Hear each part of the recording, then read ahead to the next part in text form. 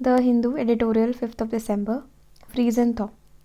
जैसा कि हमें पता है कि पार्लियामेंट का विंटर सेशन जो है वो 1 दिसंबर से स्टार्ट हो चुका है। इसमें टोटल 15 सिटिंग्स होंगी एंड ये over a period of 19 days चलेगा, यानी कि it will last till December 19 रफली। अब ये सेशन और जो सिटिंग होता है इसमें डिफरेंस आई होप आप सबको पता हो। सेशन एक लॉन्ग पीरियड होता है पार्लियामेंट का, इसको एंड करने के लिए या तो असेंबली को हमें प्रोरॉग करना पड़ता है ना, यानी कि सेशन एंड होता है, या फिर पूरी असेंबली को डिसॉल्व करना होता है, और ये दोनों ही काम जो है प्रेसिडेंट द्वारा होता है, प्रोरॉग या डिसॉल्व। फिर सिटिंग जो होती है वो एक सिंगल डे की जो एक मीटिंग होती है उसको सिटिंग कहते हैं। एक दिन में जैसे एक सिटिंग हो गई लोकसभा की, इसको एंड करने के लिए अर्जन करते हैं, और अगर अर्जन साइनेडाई कर देता है ना, स्पीकर करता है, सिटिंग को एडजर्न करता है स्पीकर। अर्जन साइनेडाई मतलब नेक्स्ट सिटिंग का कोई हम टाइम डिसाइड नहीं करते हैं।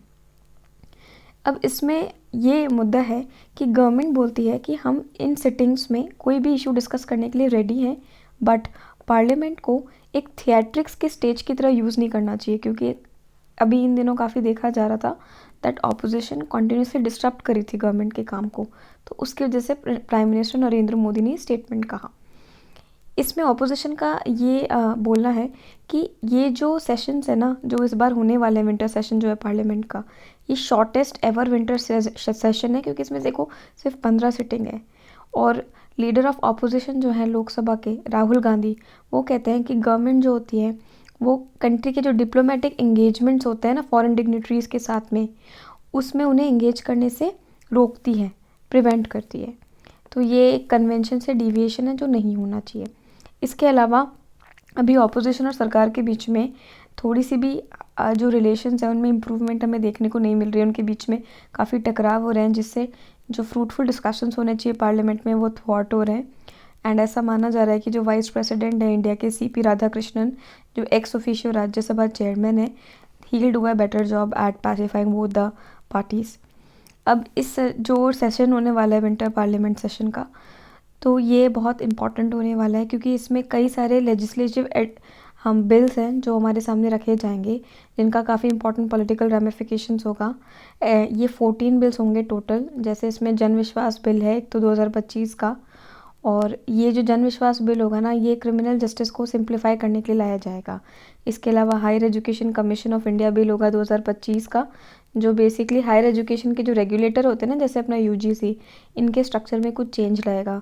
नेशनल हाईवेज अमेंडमेंट बिल होगा, अटॉमिक एनर्जी बिल होगा, arbitration and conciliation amendment bill होगा। इसके अलावा निर्मला सीतारमन जी है, उन्होंने इंट्रोड्यूस किया हेल्थ सिक्योरिटी से नेशनल सिक्योरिटी सेस बिल, जो बेसिकली टोबैको प्रोडक्ट्स पे जो ऑनगोइंग सेस है उसको लेके बात करेगा और उसको रीपैकेज करके टैक्स बढ़ाएगा। इसके अलावा इलेक्टोरल रिफॉर्म्स पे बात की जाएगी, और ये जो इलेक्टोरल रिफॉर्म्स है इनके बात करने का रीज़न SIR होगा, और ये डिबेट किया जाएगा कि वंदे मातरम जो है सॉन्ग वंदे मातरम है, उसके भी ऊपर डिबेट किया जाएगा। एंड वंदे मातरम को ऑलमोस्ट 150 ईयर हो गए हैं कॉम्पोजिशन से।